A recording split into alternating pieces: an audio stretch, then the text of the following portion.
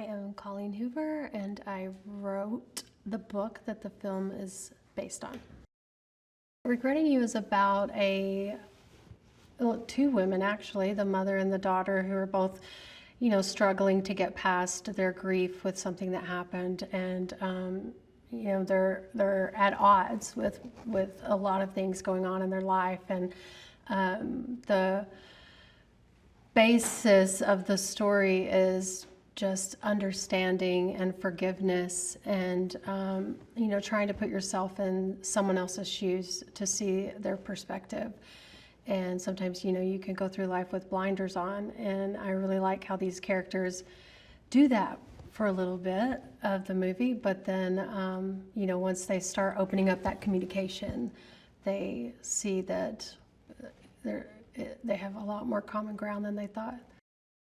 I always, when I go into writing a book, don't go in with like a plan for every character. I kind of let them come alive on the page. And I used my mother as inspiration for Morgan's character, and my sister as inspiration for Clara's character. And so they have a lot of similar personality traits. And I didn't even know going into writing the book that this tragic thing was going to happen until it happened. And so I kind of write without a plan.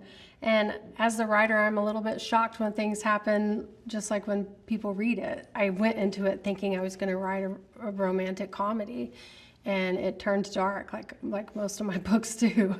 And once I realized that's the direction it was headed, I still tried to keep it grounded in that levity that I love so much about the film. I think Regretting You makes a good movie because it's very grounded and relatable. And, in a world full of movies that we all love that are not so grounded in reality, I just find it very much therapeutic and also fun to go watch a movie that feels relatable and that could happen to you in your actual life. And that's what I love the most about it, is I fell in love with the characters all over again while watching the movie, and just found them to be very modern and relatable and realistic, and I think they captured that really well. I have all boys, so I can't speak from experience, but I know that my mother was very naturally protective when you bring your first boyfriend home, and when it's your only child and your daughter's first boyfriend, and you knew his dad to not be a very great person, then obviously your guard's going to go up. And I just really enjoy those moments between Morgan and Miller, and find them hilarious and so relatable. I think Allison and Mckenna were perfect for these roles.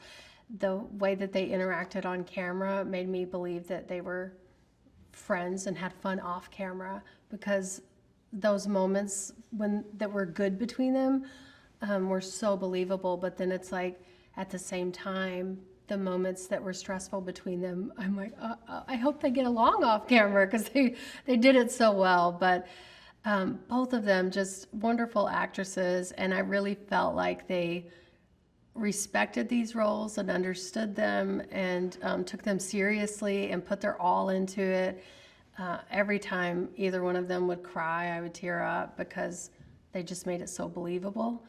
I honestly couldn't think of two more perfect actresses for those roles. I was so excited when I found out Dave Franco was going to be Jonah. I've just always been a fan of his. I think he's such a phenomenal actor, and then seeing him, in the trailer and with his glasses on, and I'm like, oh my God, he really looks like Jonah. Miller's character was inspired by a conversation I had with my kids, because we live outside the city limits and we haven't been able to get pizza delivered our whole lives. And one of them made a joke about, let's just move the city limit sign. And so when I started that book, I actually created a character and was like, oh, I'm gonna have him do that because he likes pizza so much. And then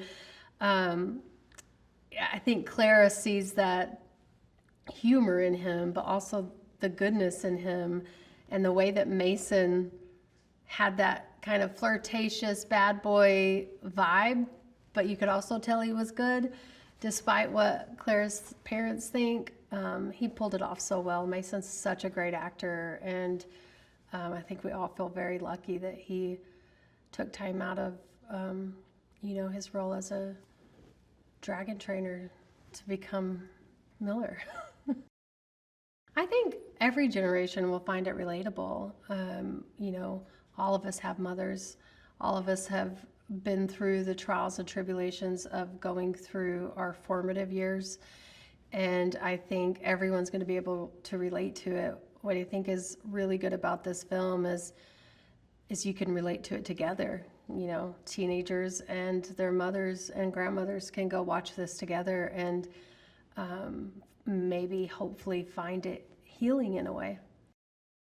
I want audiences to have a fun and emotional experience. I want them either to come out smiling really big or with tears in their eyes. I just really think this movie is something a lot of people crave in this space, in the romance space, something they can watch with friends and family and feel good about, and go back and watch it a second time with a different group of friends. It's just a really feel-good movie that I truly think captures a beautiful dynamic in this family that's going through a chaotic time.